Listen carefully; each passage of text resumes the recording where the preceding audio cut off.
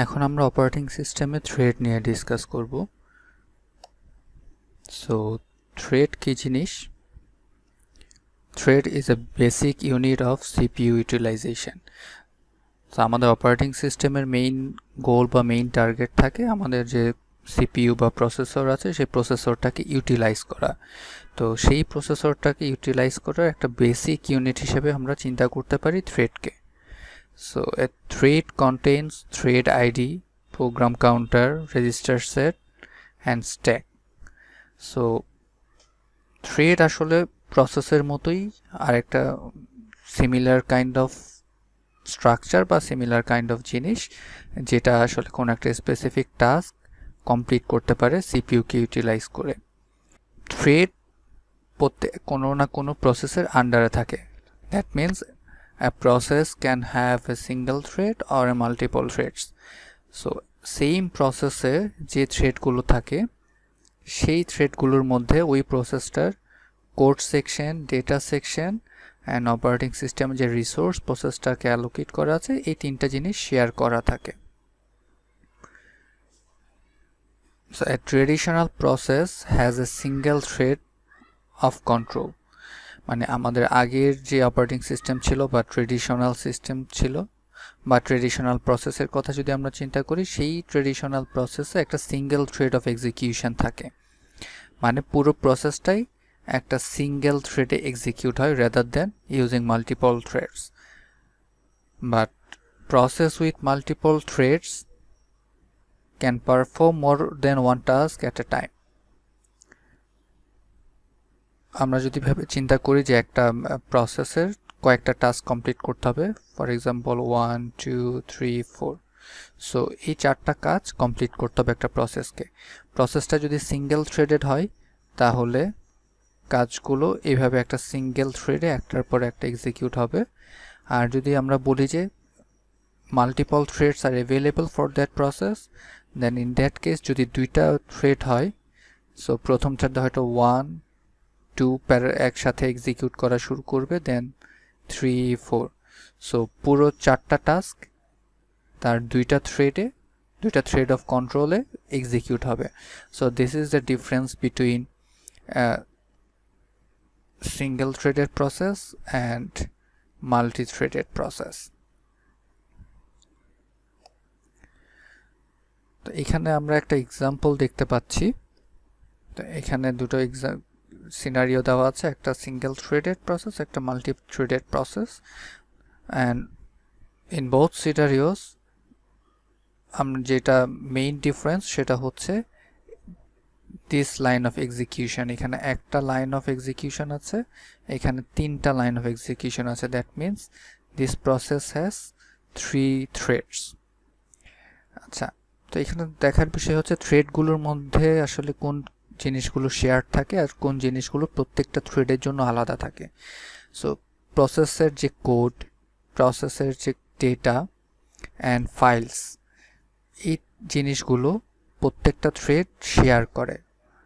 I mean এই ইনফরমেশনগুলো প্রত্যেকটা থ্রেডের জন্য কমন।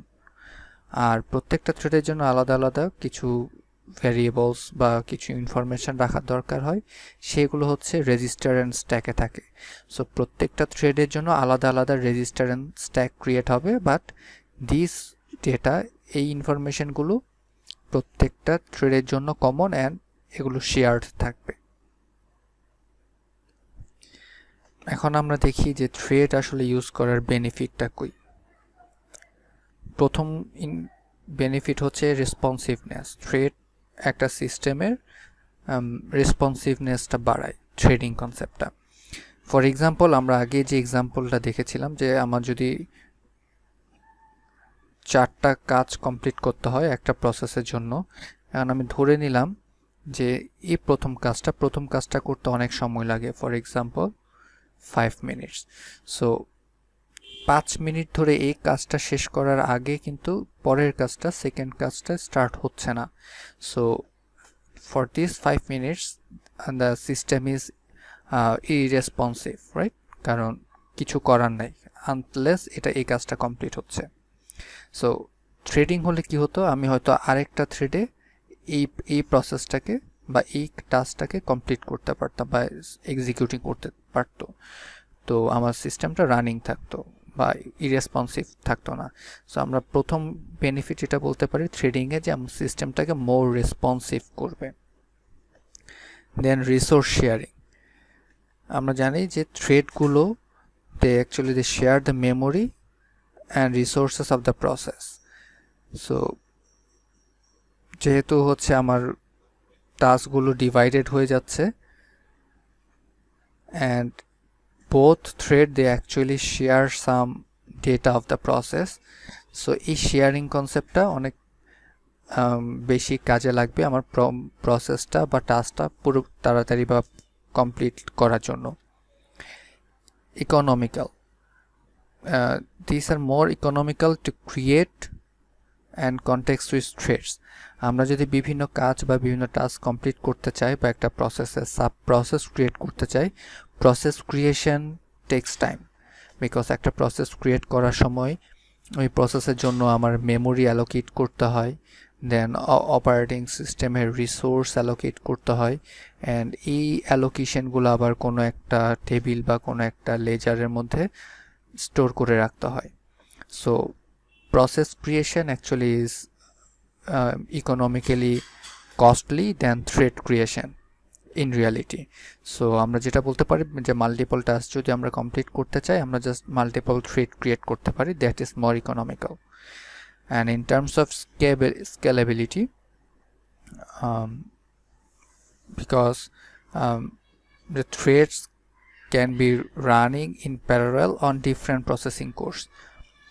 আমাদের যদি থ্রেডিং কনসেপ্টটা না থাকতো, ফর এক্সাম্পল আমাদের যে লেটেস্ট যে মডেল বা আমরা প্রসেসরগুলো দেখতে পাচ্ছি ওখানে মাল্টিপল কোর আছে। সো মাল্টিপল কোর মিনস আমি মাল্টিপল এক্সিকিউশন বা মাল্টিপল টাস্ক একসাথে কমপ্লিট করতে পারবো।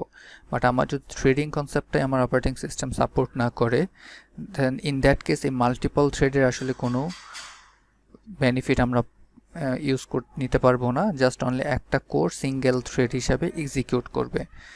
So in terms of scalability threading also helps a lot. এখন আমরা দেখি মাল্টি কোর প্রোগ্রামিংটা কী জিনিস। মাল্টি কোর আর multi processor system putting a pressure on programmers. কেন? বিকজ আমরা জানি যে নতুন যে প্রোগ্রামিং সেটা হচ্ছে আমার মাল্টিপল কোর থাকছে।